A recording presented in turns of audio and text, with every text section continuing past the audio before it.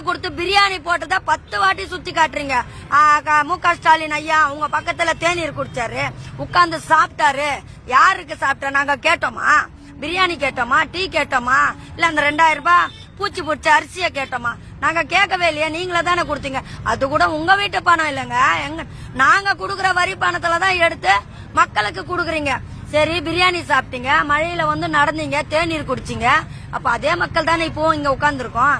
இப்ப ஏன் எங்களை சந்திக்க வரல?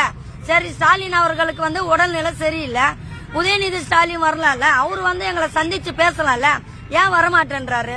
உலகமே போயிடுச்சு இந்த செய்தி, உங்களுக்கு போவாமலே இருக்கும்.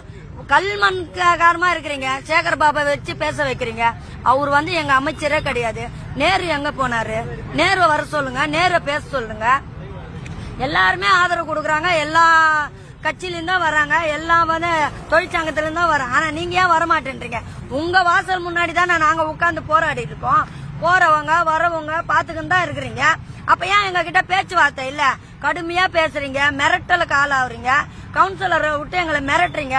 5000 ரூபாய் தரேன் வாங்க, இல்லன்னா நாளைக்கு உங்களுக்கு வீடு இல்லன்ட்டு அவங்களுக்கு பயந்தவங்களை கூட 5000 ரூபாய் கொடுக்குறேன்ட்டு பணத்தை காட்டு மக்களை ஆசை காமிச்சா யாருமே இந்த மக்கள் போல. கொடுத்த